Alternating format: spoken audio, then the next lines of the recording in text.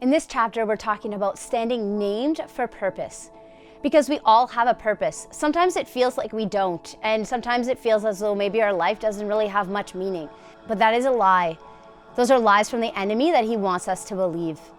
So let us ditch those insecurities, let us ditch those lies.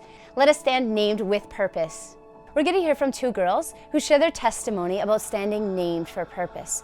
They're going to share about how they found their identity, and through finding their identity, they were then able to find their purpose. Not only their purpose, but their gifts and their talents, and how they've been blessed by the Lord, and so that they can walk freely with Him. Caitlin is also going to share about the invisible teacher and how the culture shapes how we feel and what we think about ourselves and about other people. So let's listen now.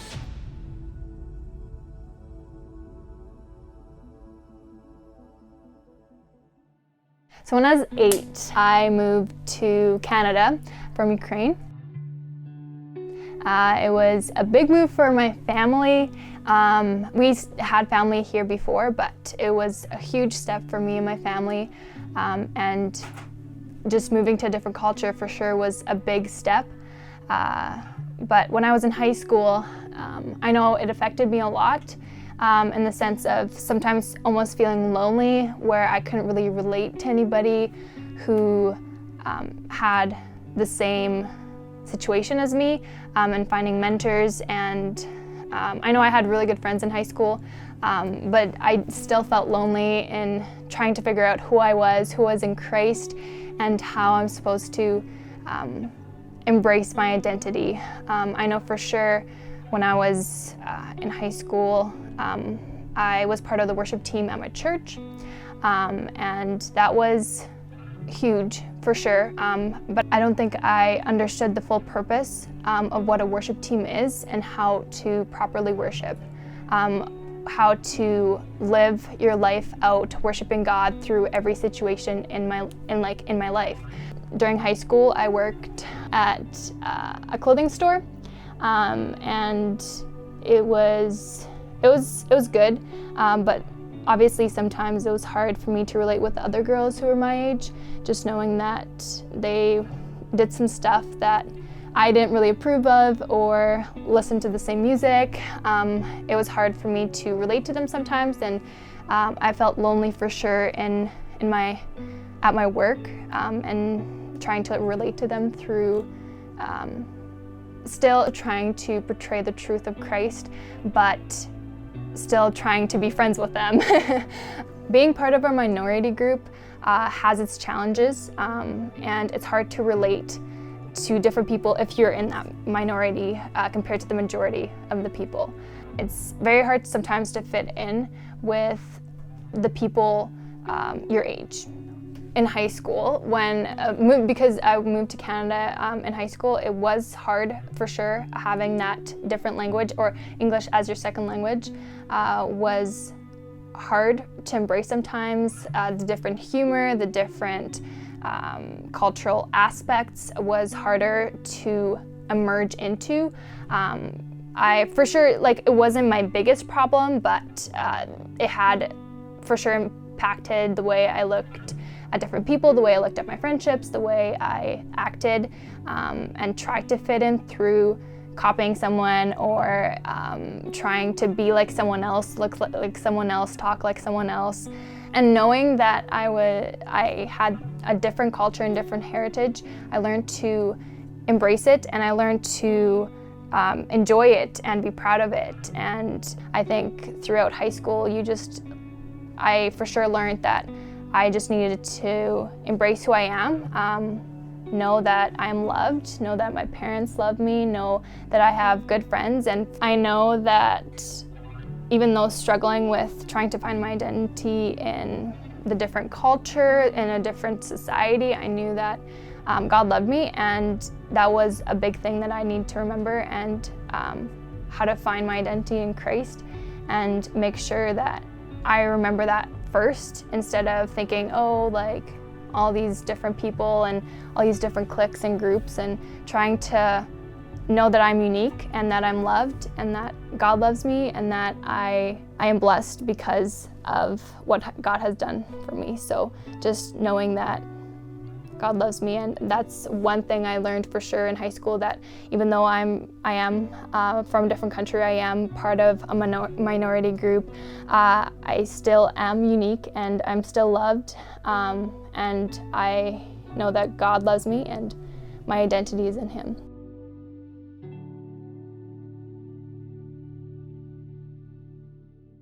When I was in high school, I was a bit of a perfectionist. I remember trying really, really hard in school, and I got pretty good grades for the most part. And I remember not even liking classes that I couldn't get good grades in. My hardest ones are probably the maths and sciences, and it was stressful for me to be in situations where I couldn't be good at something. I remember getting grades back and comparing with friends and actually feeling better about myself if I had gotten a higher grade, or lesser about myself if I had gotten a lower grade.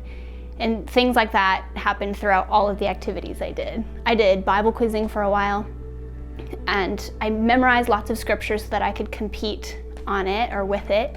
And it was really good my first year because I was really good at it. And I had a perfect score for the entire year. But I remember at the very end of that year, in the final competition, I'd made 2 mistakes in a row, and I just broke down and I was crying and I was so disappointed in myself, and I felt like a failure. Even though I had that perfect record the entire year, it just kind of all came crashing down when 2 small mistakes were made. And then at my church, I was involved in quite a few different things, one of them being the worship department, and I was one of the worship leaders. And I had very little music training or training in being a worship leader, but I did my best to have practices that were productive and fun. And I remember that I really enjoyed it, but at the same time it was always pretty stressful because I was always looking down on myself for the way that I would mess up when I played guitar, or the way that I didn't have a really good practice that one time. And one time I had 3 of my team members leave my team because they were upset at me for something I had done, and everything just kind of crumbled. And I remember doubting myself and being so upset and thinking, who thought this was a good idea for me to be a leader, and I can't take this pressure, I should never have done this, I should never do this in the future. And it was those things that I didn't realize, but I was really trying to earn other people's love and affection and God's. And I felt like if I messed up or if I failed at something, then it was the end of the world. And it was tough, especially because the things that I was involved in, like Bible quizzing and worship leading, were spiritual things. And the biggest thing that was an issue for me was that I didn't feel I was close enough to God to be doing those things. But I grew up as a missionary kid, and so I felt on myself that I had to have everything together. And sometimes other people kind of put that on me too. And so I felt like I was a bit of a failure in all these aspects, because even if I could keep a face on and say that everything was perfect, I knew deep down that my relationship with God wasn't perfect, and I struggled, but I didn't have anybody to really share that with. And so after I graduated high school, I went straight to a Bible school in California. In the first couple months there, the one thing that was drilled over and over and over was the topic of the love of God.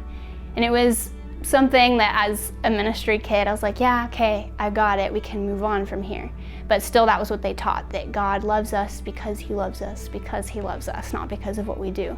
And I knew that was true in my head, but it wasn't really what I was living out.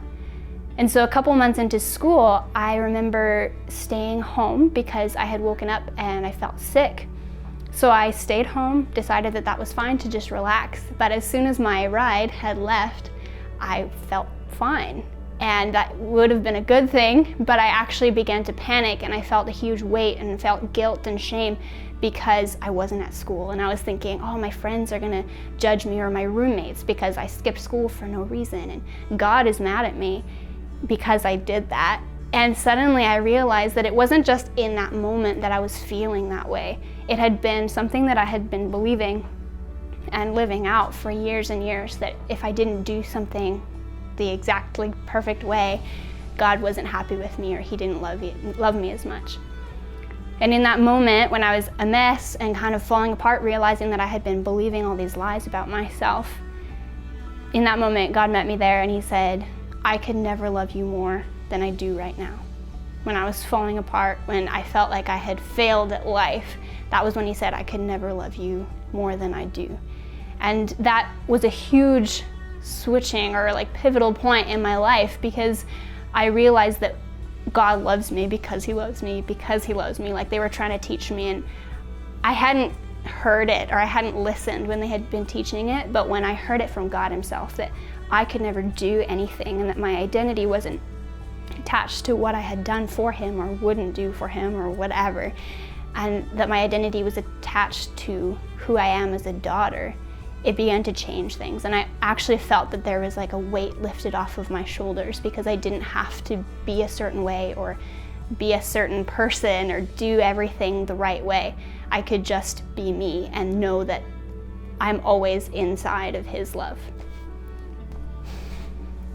So if there's one thing I could say to you, it would just be that you don't have to be perfect, and you're loved just the way that you are, without having to complete a whole checklist of things or be someone that you're not. And it's okay to make mistakes, and it's okay not to be okay. And God loves you the same regardless of that. He could never love you more than he does right now. Even if you're in the worst mess you could think of, or in the best place you could think of, he couldn't love you more than he does right now.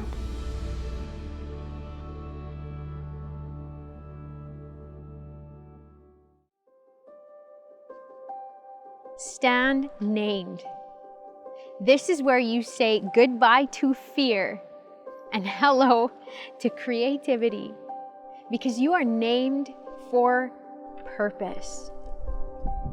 When you lose that fear of appearing stupid, of saying the wrong thing, or of making mistakes, your whole life changes. Because you show up in conversations, in friendships, in classrooms, with things to say and thoughts to contribute that make a difference in the world. And ultimately, God has placed you in this world to make a difference.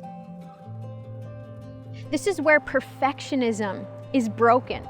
Perfectionism is that need to do everything just right. Perfectionism is the fear of failure.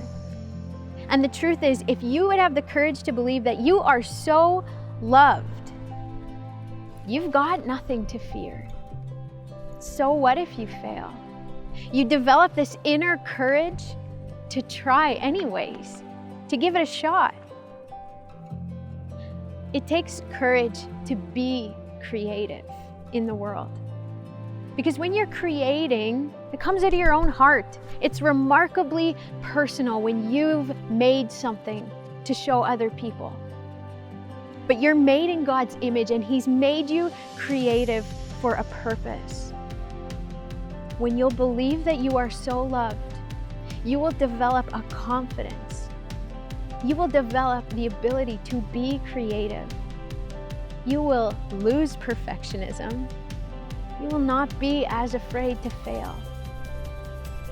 You won't be so scared of what other people think about you. You'll put your thoughts out there. You were made for this. You were made to stand named.